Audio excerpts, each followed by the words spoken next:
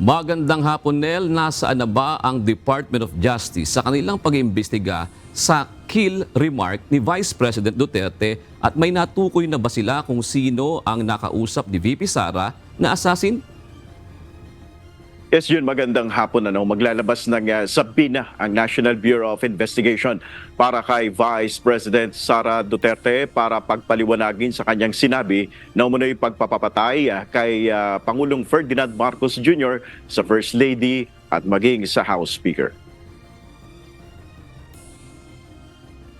Posibleng ngayong araw mailabas na ang subpoena para kay Vice President Sara Duterte kaugnay ng kanilang ginagawang investigasyon sa kill remark ng pangalawang Pangulo. Ayon kay NBI Director Jaime Santiago, bibigyan nila ng 5 araw ang Vice Presidente para magtungo sa kanilang tanggapan.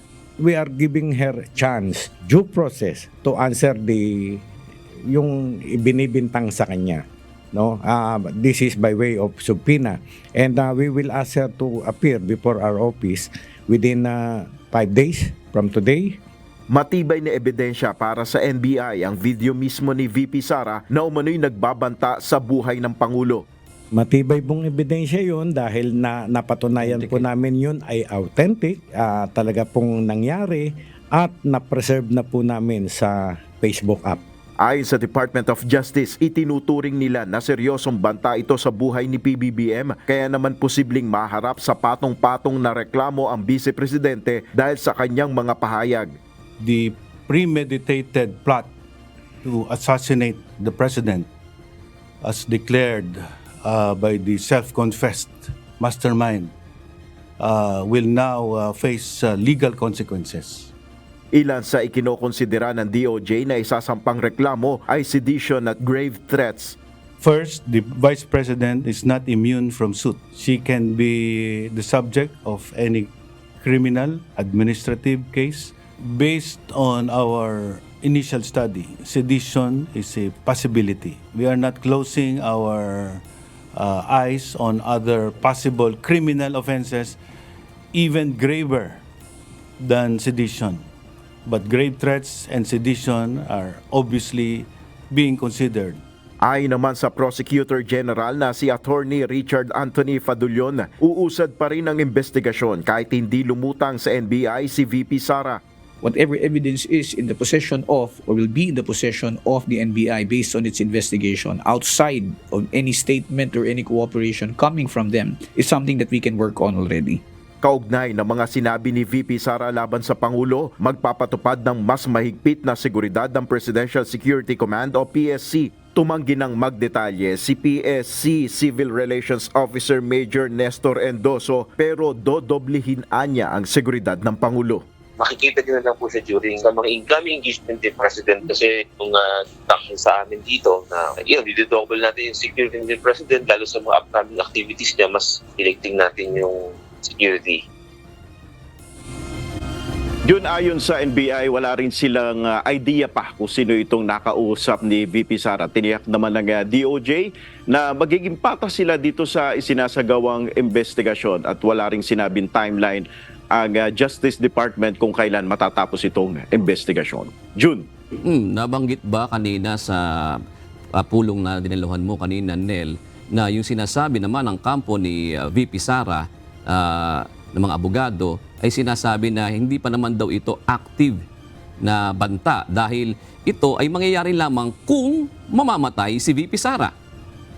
Yes, nabanggit yan, Jun. Kinokonsidera nila yung mga naging paliwanag dun sa naging remarks nga ng Vice Presidente. Pero para sa kanila, dun sa kanilang initial na kanilang mga pagsusuri at investigasyon, seryosong threat pa rin yun. Yung sinabi nila, sinabi ni VP Sara ukol nga dito sa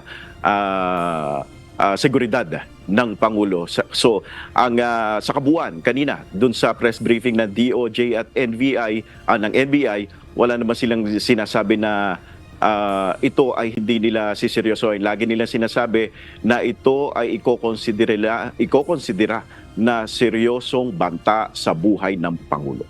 Yun. Pero papaano naman sinasabi, Nel, na ito ay mahuhulog sa sedition? Itong banta na ito na sinasabi nila. Hindi pinaliwanag sa atin ng DOJ yung buo, pero yun yung isa sa mga tinitignan pa lang nila na posibilidad. Pero may binigay na hint sa atin ng DOJ na mas mabibigat na kaso. Pero ayaw nga nilang i-detalye yun at sinabi nga sa atin na bigyan daan muna itong ginagawa nilang investigasyon at sa mga posible, sa mga susunod na linggo ay maglabas sila ng pahayag ukol dito, Jude.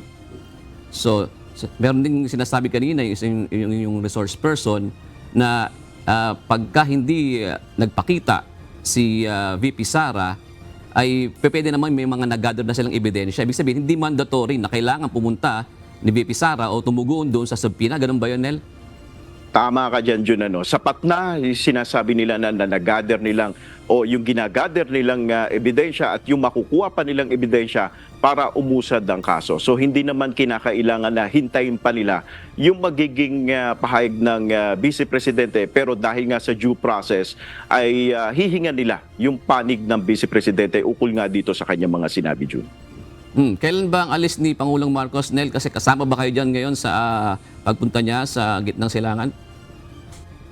Jun, ngayong araw, hindi lang natin maaring ibigay yung eksaktong oras, pero ngayong araw ang alis ni Pangulong Marcos papuntang United Arab Emirates at magiging limitado lamang yung kanyang mga magiging kasama at ito ay isang araw lang na working visit dyan sa UAE. At hindi na nga rin magbibigay na yung pre-departure speech na lagi niyang ginagawa, traditional, na kapag siya'y umaalis ay nagbibigay siya ng pre-departure speech. At magiging maliit lamang yung delegasyon ng Pangulo at hindi na nga nagsama ng media delegation, Jun. Ibig sabihin, may sinasabi ka na hindi naka-indicate ngayon kung anong oras. Kasama ba yan sa security ngayon, Nel? Hindi naman, wala naman sinabi, pero yun ay protocol na sinusunod natin dito sa Malacanang na kapag may schedule ang Pangulo ay hindi natin maaari pang i-broadcast yun, detalye yun hanggat hindi pa nangyayari. Yun ay standard protocol na sinusunod natin ng Malacanang Press Corps dito sa Palasyo, Jun. Maraming salamat, Nel Maribohok, nag-uulat ng live mula sa Palasyo ng Malacanang.